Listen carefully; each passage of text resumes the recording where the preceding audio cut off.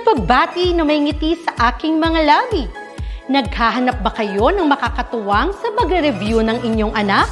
Meron yan sa DepEd. Ang ETUlay online tutorial ay libre at handog ng ating kagawaran sa pangunguna ng OUA ICTS EdTech.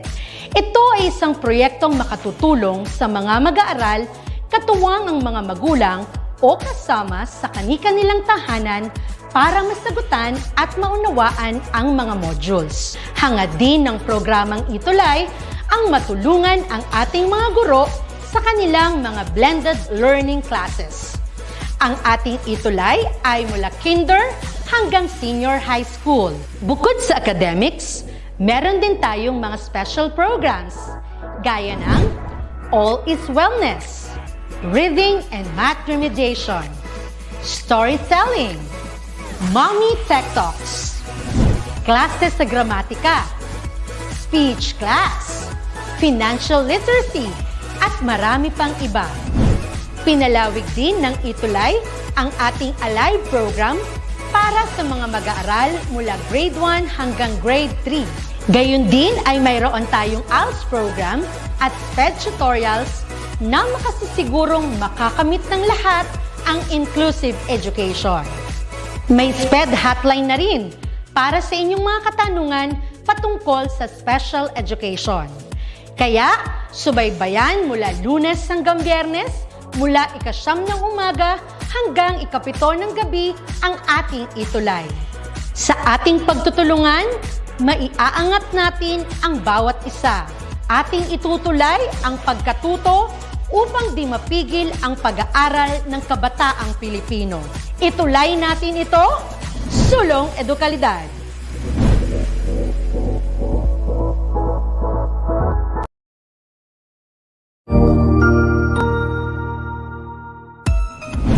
Mabuhay! Good day to all! I am your tutor Madge. Welcome to ETUlay, a free online tutorial, an initiative of the Department of Education, Information and Communications Technology Service, Educational Technology Unit, ICTS EdTech. This program is aimed at helping and assisting learners from kindergarten, senior high school, ALS, Alive, and SPED learners. Aside from answering the modules, the ETUlay is offering programs which you will surely look forward to. Together with our parents and teachers, the ETUlay will bridge the gaps where difficulty and ease meet in learning new knowledge and skills. So, let us prepare our modules, pen and paper. Ready your mind to see and hear worthwhile and interesting lessons. Let us now study and learn, together with our volunteer online tutors. Tara na!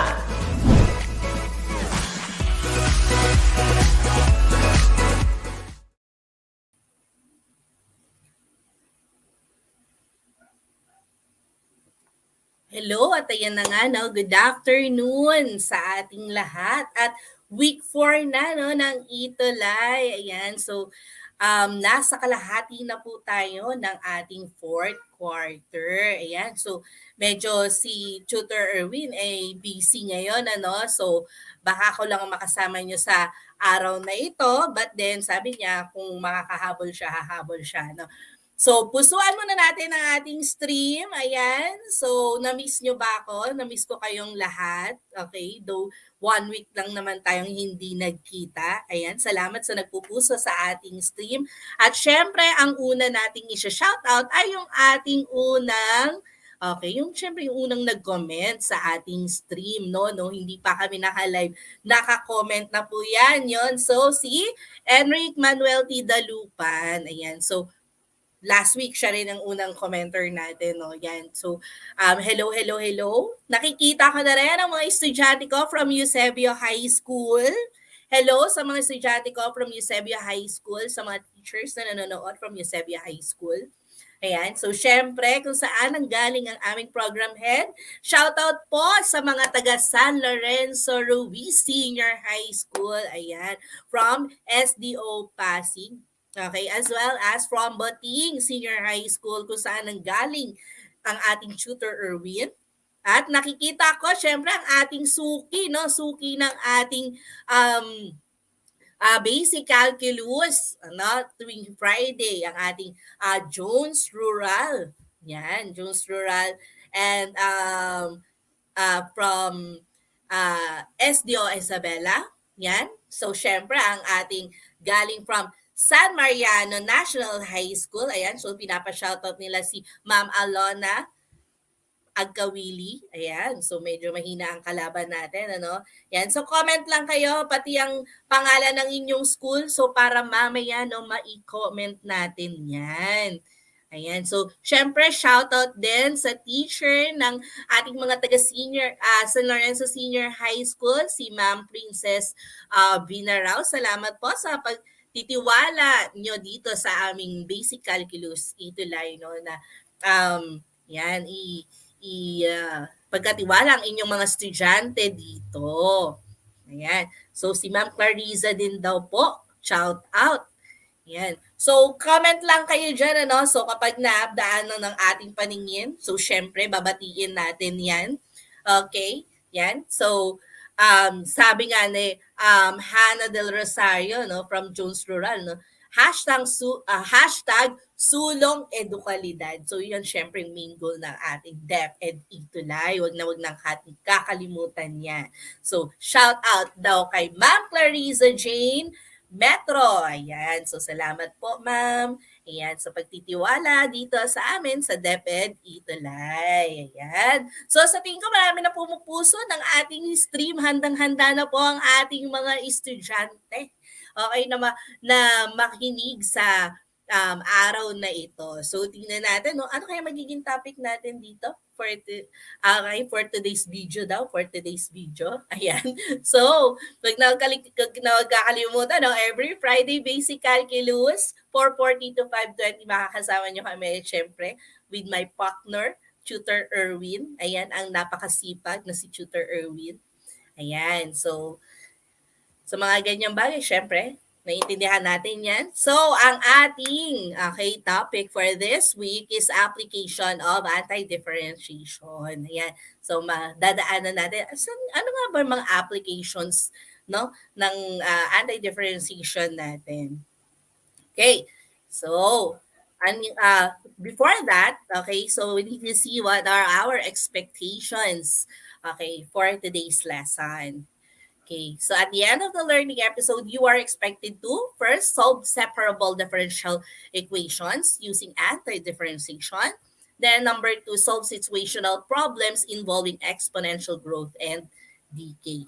Yan. So bago yan, syempre, i-recap muna natin. No? So pwede sabay-sabayin na natin, no? 1, 2, 3, 4, 5, and then tingnan natin kung ano yung mga letters na sagot nyo. No? So open ko na siya, sabay-sabay na. So, para malaman nyo kung ano yung sagot, no, for this activity. So, ito yung naiwan nating activity last week. Okay? Pakibigay ang inyong sagot. Tingnan natin kung natatandaan pa, no? Kung ano-ano yung mga, tawag dito, kung ano-ano yung mga, tawag dito, yung sagot. Okay, ayan. So, syempre, ika-comment natin, no? Lagyan nyo number 1, anong letter, no? Number 2, letter. Yan. So, paki-highlight. Ang sagot ni Akisha ay number 1E, 2D, 3C, 4B, 5A. Oh, parang ginanon lang, ano? Ayan. So, tingnan natin, no? Okay.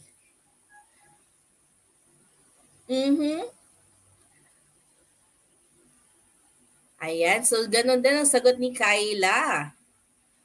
So si Kyla, ang ating second commenter sa ating sa ating activity. Okay, yan. So okay, so answer reveal na natin, no? So for number 1, okay, so square root of a squared minus x squared, square root of a squared minus x squared. So, dapat ito ay naka-sign, no? So, but then, the value of our a is 1. So, therefore, the answer is letter E. Ayan, number 1 is E. So, pasensya na, hindi natin nailagay yung sagot dito. Number 2, Okay, so ang number 2 natin naman ay okay, tangent naman ito. So since A natin ay 1, okay, so ang A natin ay 1, so ang tangent natin for this ay letter D naman. Okay, D. Okay, so sa number 3, okay, ang form na to, may x sa labas, and then square root of x squared minus a squared. So this one is a secant, okay, or the arc secant form natin pagdating sa antiderivative, no? So the answer is letter C. Yan. So dito naman sa number 4, okay, so arc, ano naman to? Number 4 is arc sine. Okay, arc sine, but then the value of A is 5 since A squared is 25. So, yan. Then, yun, no? So, pag ganun nga, no? So, the answer is E, okay, D, C, B, A. Ayan. So, pusuan nyo kung nakikita nyo yung mga commenter dyan ay nakakatama ng sagot, no? I-heart nyo naman yung kanilang mga sagot. Or pusuan nyo yung sarili nyo, no? Na tama ang inyong sagot para nakikita natin sa ating mga comment box, no? Na nakuha nyo yung tamang sagot. So, kung walang nag-heart yan, pusuan nyo yung sarili nyo. Ibig sabihin, nakuha nyo yung lahat ng tamang sagot. Ayan, di ba? Yan, so si Kyla nakakuha siya ng tamang sagot. So ganoon din si Akisha, yung unang comment kanina natin, no, yung first comment natin kanina. Tama 'yon. So palakpakan niyo ang inyong mga sarili, ayan, at pusuan niyo ang inyong mga sarili. Ayan, dahil nakuha niyo yung lesson natin last week. Ayan. So, sa tingin ko, no, ready na po bang mag-move on ang lahat? Ayan, pusuan ng iba't ibang kulay ang ating comment box kung ready na pong mag-move on. Ayan. So, tingnan natin. Yan. So, si Cherry Bell, handa nang mag-move on. Si Gian, ayan. Sana all ready nang mag-move on. Ayan. So, tingnan natin. So, ang ating i-discuss, okay? So, sa araw na ito ay application of anti-differentiation to differential equations. Ayan. Okay, so differential equation or DE na tinatawag nila, no, sa mga books, no, is an equation that involves x, y, and the derivatives of y. The following are example of differential equation. So yan, first our first example, second example, then third example. Yan. So the order of differential equation pertains to the highest order of the derivative that appears in the differential equation. So yung unang example natin, okay, ito yung tinatawag natin ng mga first order. Okay, first order differential equation, no? So kasi isang beses lang siyang kinuhanan ng derivative. Okay? While, okay, yung last example natin, nasa second order na siya. Bakit? Kasi yung symbol na double prime, okay, so ibig sabihin nun, okay, dalawang beses na siyang kinuhanan ng derivative. Okay? Yan po. Yan. So, y double prime. Pag y prime lang, okay, first order, pero y double prime na tayo. So, nasa second order na siya. Yan. So, review pa lang to ha sa ating, so differential equation, differential calculus natin. A solution to a differential equation is a function y is equal to f of x or a relation f of xy is equal to 0 that satisfies the equation. Okay? So, syempre, kapag sinabing solution, okay, dapat ang ating ordered pair na xy ay laging, nagsasatisfy doon sa given na equation natin. Okay? Yan. So, our first example. Yan. So, ito yung first example natin, no? So, ang first example natin kanina ay dy dx is equal to 2x plus 5. Okay? Yan. So ngayon hahanapan natin ano ba yung mga solution dito sa dy over dx is equal to 2x plus 5. So syempre, lahat, okay, ng function na kapag kinuhanan mo ng derivative or na kinuhanan mo ng derivative, ang sagot ay 2x plus 5. Okay, kaya nakalagay dito, ang y is equal to x squared plus 5x plus 1 is a solution to 2 dy over dx equals 2x plus 5. Yan. Kasi, etong function na to, kapag kinuha na natin siya ng derivative, okay, remember, okay, since ito kapag kinuha na natin ng derivative, no?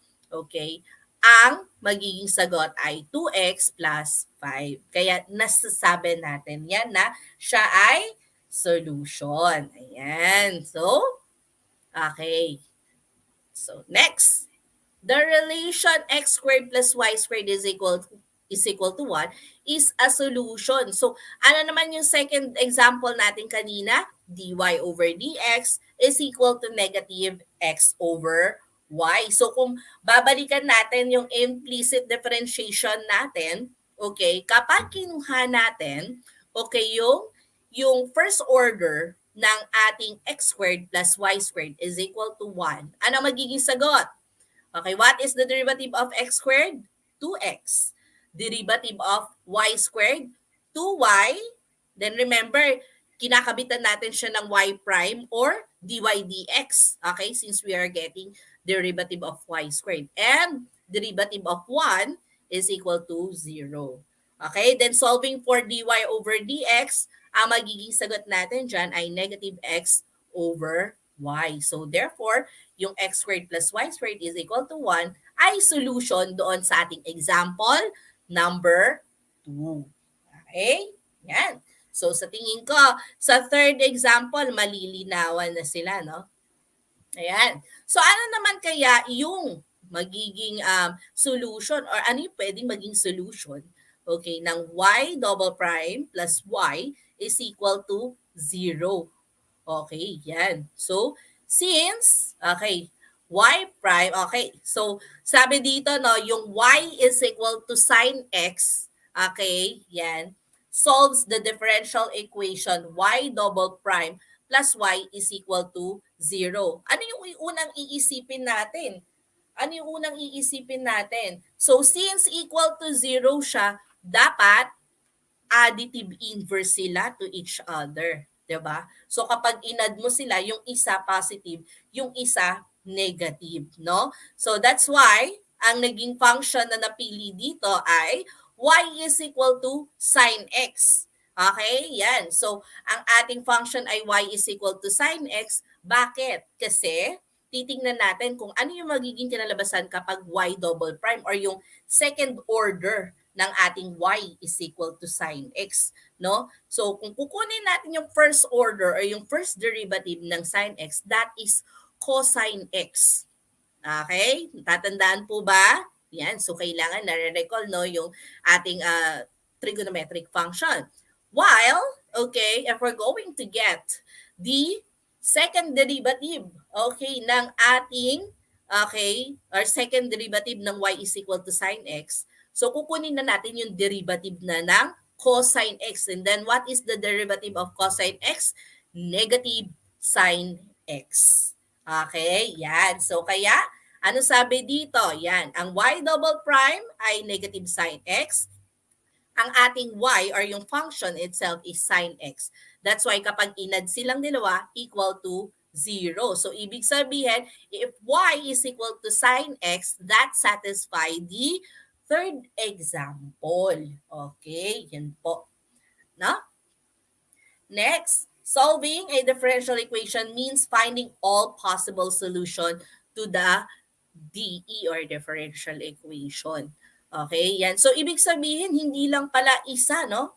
Okay, ang pwedeng maging solution natin. Okay, so, lahat ng magsasatisfy doon sa given equation natin. So, pwede siyang maging solution.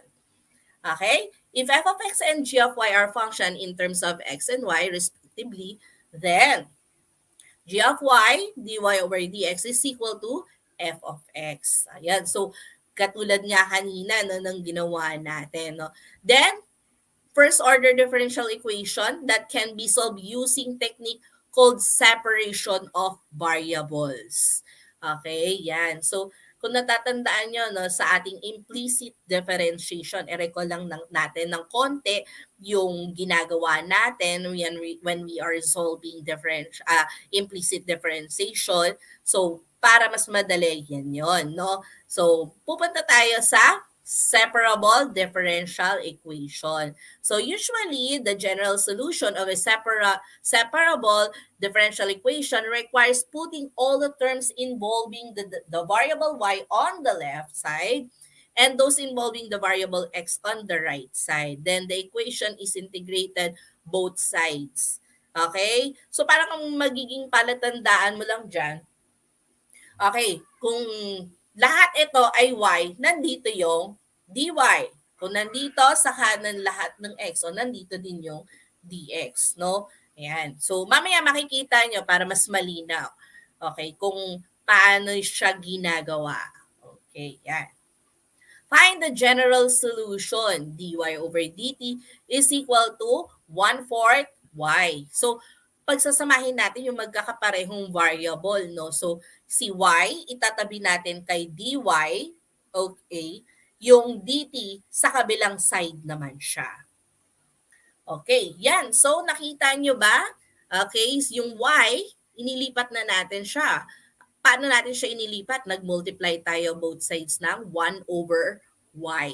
Okay? Yan. So, nag-multiply tayo ng 1 over y. Kaya nagkaroon tayo ng over y dito. Okay? And then yung dt, nag-multiply naman tayo ng dt on both sides. Kaya nagkaroon tayo ng dt dito. Yan. So magkasama na yung may y, magkasama na rin yung dt dito sa kabila, no? Kasi dalawang variable 'yan. Nag-i-involve yan ng dalawang variable, yung y at saka yung t. So lahat ng y nandito, lahat ng t, lahat ng may t dito. Yan. So anong gagawin? So integrate na natin both sides. Yon. So what is the integral of dy over y? Remember? Okay, or recall natin, that is ln of y. Okay? Ano naman ang integral ng 1/4 dt? So, syempre, 1/4 t. Okay? Yan. So, nakikita nyo na ba? Ano ang integral nitong left side? ln of y. Ano ang integral ng right side? 1/4 t. Okay? So, since general yan, diba? So, dapat may plus c. Okay? Yan. Anong gagawin natin? So, syempre, solve natin yung y. Okay, paano natin mas-solve yung y? I-recall naman natin yung property ng ating logarithm, no? So, yan. So, anong ginawa? Nag-base tayo ng e. Okay? So, ang ginawa dito, maglalagay ako ng base e dito. So, magiging e, ln of y, and then e raised to 1/4 t plus c. Okay? So, syempre, kapag may base ka na e dito, and then ln, so by the property ng logarithm, mawawala yung e raised to ln, di ba? So, y na lang or absolute value of y na lang matitira dyan. Okay? Yan. So, dito, okay, ayan, nakita nyo na yung e, di ba? So, e raised to 1/4 t plus c. Ayan, so parami ng parami ang ating estudyante. Okay, yan. So, tingnan natin, baka meron tayong galing sa mga school na hindi ko pa nababanggit dyan. Ayan. So, are you still with me? Yan. So, na-solve na ba natin yung y? Hindi pa. So, simplify pa natin. Simplify pa natin ng konti, no? So, absolute value of y, ayan. So, ano yan? Property of exponent. So, paghiwalay natin, so that is e raised to c and e raised to 1/4 t. Okay, yan. So, dapat, sabi dito, therefore, y is equal to plus minus a. Malaking a. Ano yung nagkakatawan sa malaking letter na a na yan? That is e raised to c. Okay? Any positive constant. Okay? Yan. So, any positive constant yan. Then, therefore, along with the solution y is equal to 0, okay, that we have found from the start, the solution to the given differential equation is equal to y is equal to capital A e raised to 1/4 t, where a is any real number. Okay, kasi ang hinahanap natin ay general solution. Okay? Yan. So, general solution. So, sa tingin ko, okay? So, mamaya, no, kapag halimbawa, mamaya, yung ano naman, mamaya makikita natin pwedeng mapalitan niyang si letter A. Ano? Yan. Next. Okay. Kasi since general solution pa ang hinahanap natin. Okay. So, same rule pa din. Apply. Okay. So, example number 2, still with me. Patingin nga muna ng mga inyong mga papuso dyan. Okay. Kung nandito pa ang diwa nyo sa akin, patingin nga. Okay, ng mga papuso dyan. Ayan. So, kung naiintindihan ang example number 1, okay, pusuan ang ating comment box. Okay, ayan, mag-heart react tayo dyan. Okay, kung hindi naman natin na-gets masyado ang ating tawag dito, example number 1, check ako malilinawan ang given itong example number 2, no, kung paano natin isosolve, okay, yung separable na tinatawag natin, no. Yan. So, ayan. So, sa tingin ko, nandito pa naman sila sa atin. Okay? Ayan. Nandito pa ang kanilang diwa since nagko-comment pa sila, no? Yan. So, ang ating general solution naman, ang hinahanap natin for dy over dx is equal to 4x y squared. Okay? Yan. Ano yung unang rule natin? Yung may y pagsamahin, yung may x pagsamahin. Okay, so dito, unang nilipat yung may y. So, nag-divide tayo both sides ng y squared or we multiply both sides by y squared. Okay? So, kailangan matanggal yung dx dito. Paano matatanggal? Mag-multiply naman tayo ng dx or kunin natin yung dx on both sides, no? Yan. So, nandun na yung dx natin. Okay, yan. So, 4x dx na yung nasa right na. So, magkasama na yung may y, magkasama na yung may x. Okay, so ngayon, anong susunod na gagawin? Integrate na natin both sides ng equation. Ayan. O, di ba? Madali lang. O, kala nyo kasi pag naririnig nyo yung differential equation, nako, wait lang. Wait lang po at ako'y malulobat. Wait lang po. Sorry.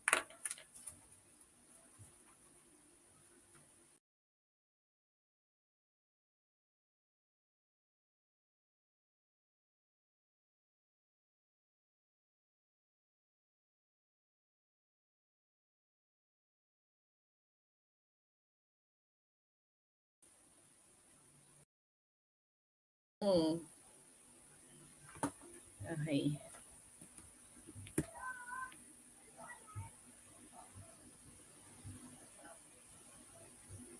Okay. Ayan. So, kunin na natin yung, integral ng both sides natin.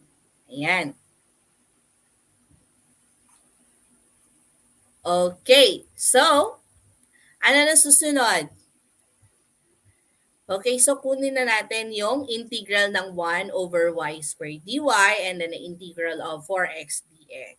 Ayan, no? So, bakit kanina yung yung 1 over y, no? Yung 1 over y, that is ln of y. So, in this case naman, 1 over y squared. So, pwede na yung negative exponent. Gawin natin negative exponent. Diba? So, this case, so we have negative 2 plus 1 over negative 2 plus 1. Diba? So, that gives us negative 1 over y is equal to, 4 times x 1 plus 1 over 1 plus 1. So that gives us 2x squared plus solving for y. Okay, so that is y is equal to negative 1 over 2x squared plus c. Okay? Yan. So, medyo malinaw na, no, sa example number 2. At syempre, pag nagbigay pa tayo ng example number 3, no, yan, maning-mani na sa inyo yan. Okay, yan. So kung napapansin nyo, no, kasama ng dy yung x, pero kasama ng y naman yung dx. So, ganun ulit ang gagawin natin. No? Paghiwalayin natin sila. So, tinranspose ko lang to, no, yung y dx on the other side. Okay, so kailangan itong y mapupunta siya dito. Yung may x mapupunta siya dito. Yan. Okay ba? So nag-divide ako both sides ng 1 over y. Okay, and then nag-multiply ako both sides ng 1 over y. Okay, para mapunta yung 1 over y doon sa dy. And then I divide both sides by 1 plus x, no, para makasama ni dx yung 1 plus x doon sa right side ng ating equation. Okay? Next. Ano susunod?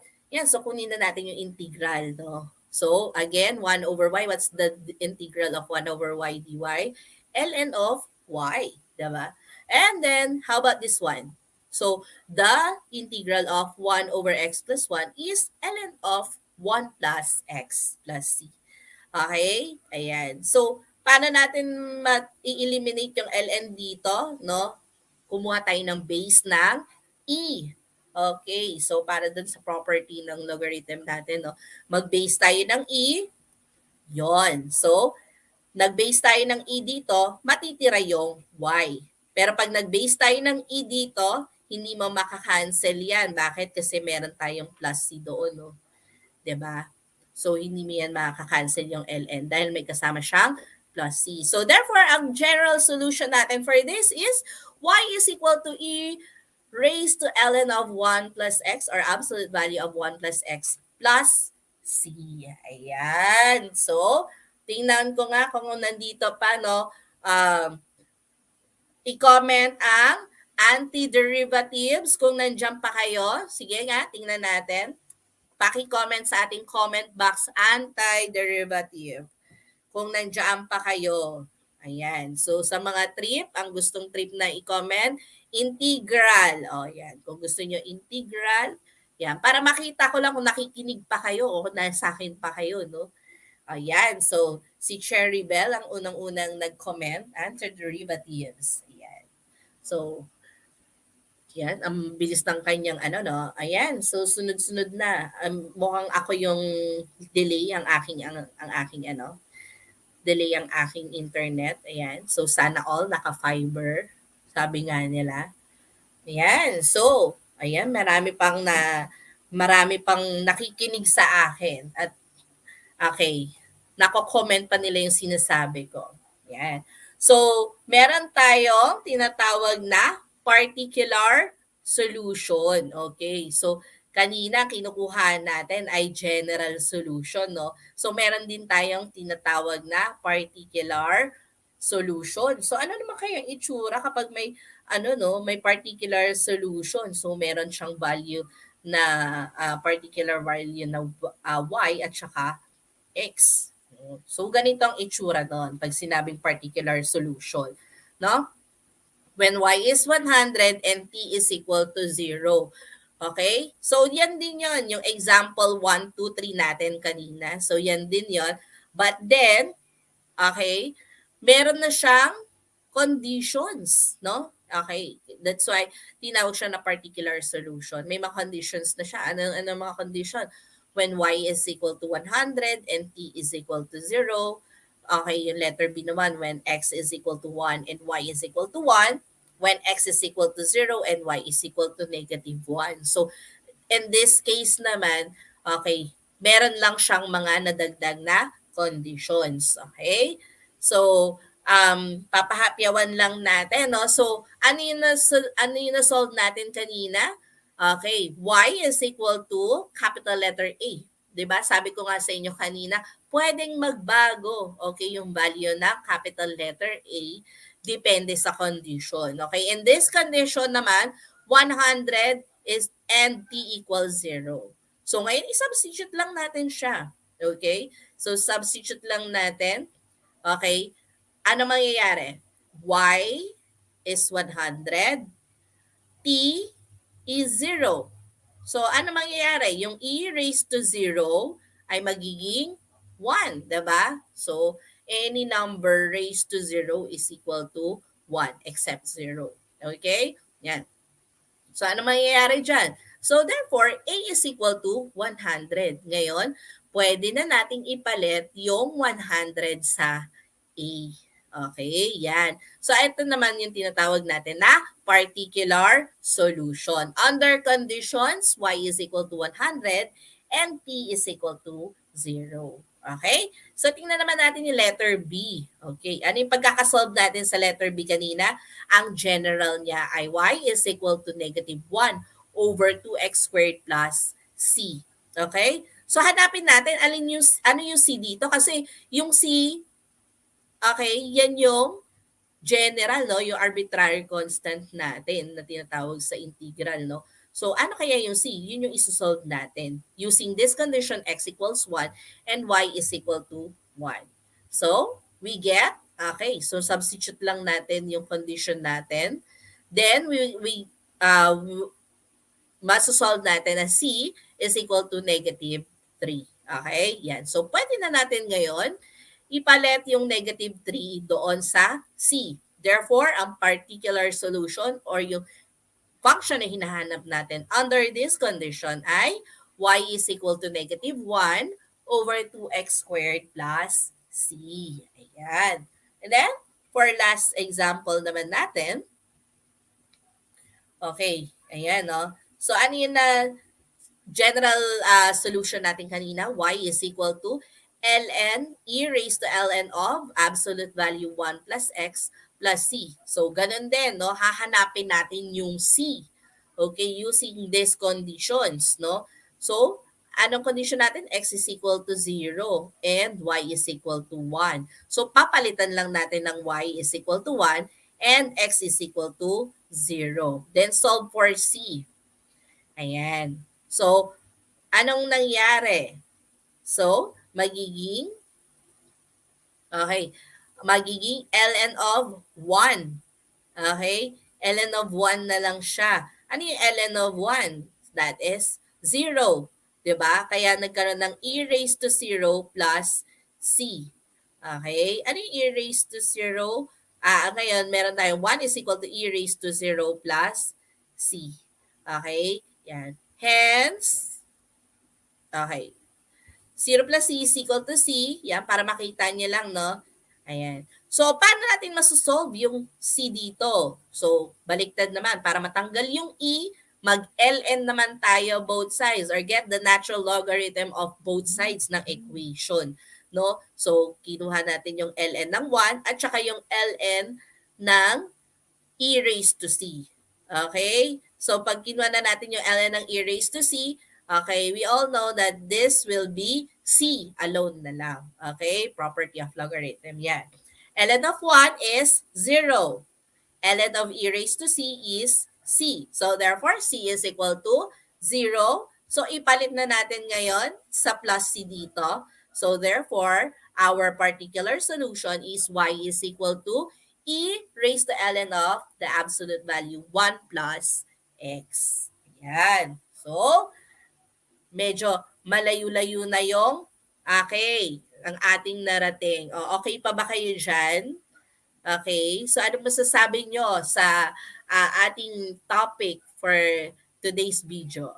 For today's video. Ayan. So, dito naman, application of differential equation in solving exponential growth and decay problem.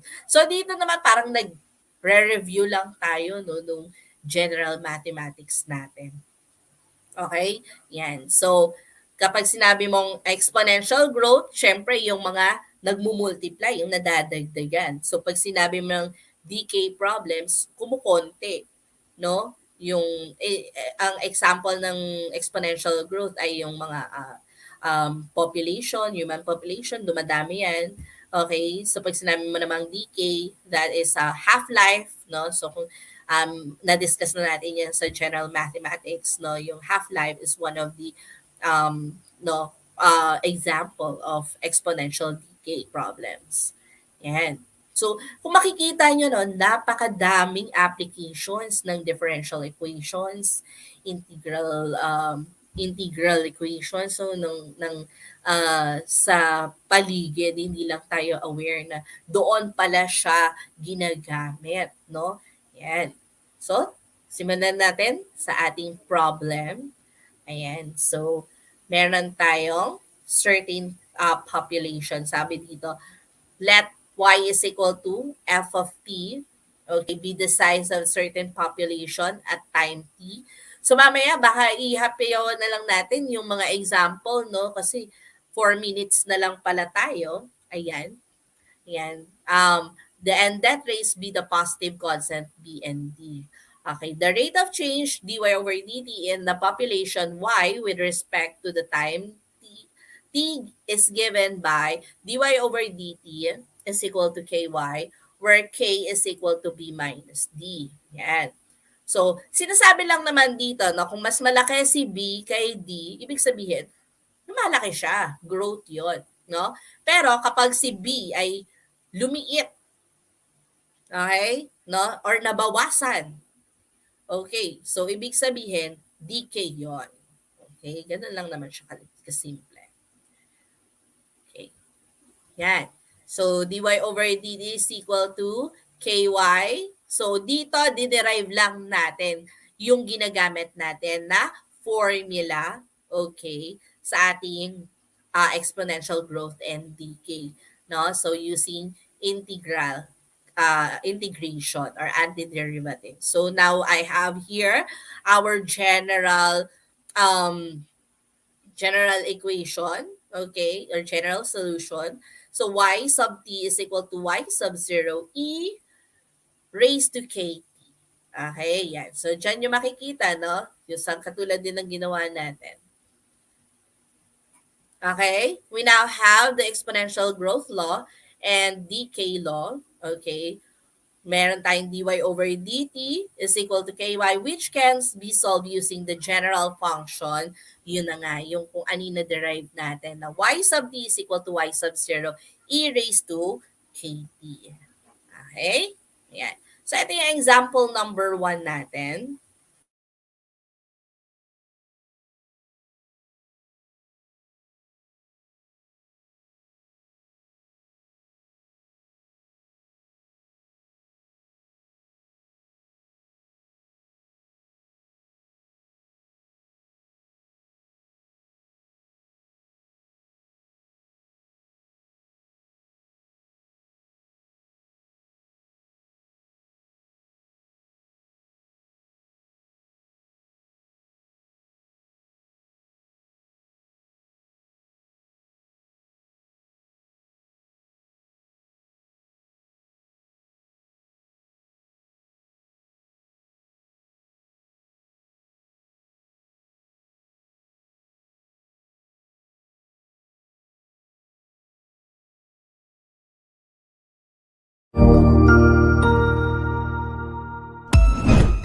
Ang husay naman!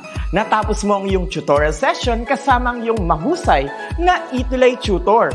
May bago ka bang natutuhan? I-share na yan gamit ang hashtag #ETUlayLevelUp. Huwag aalis ha, dahil may susunod pang programa na pwede mo ring panoorin at salihan. Dahil naghihintay na ang iyong mga tutors.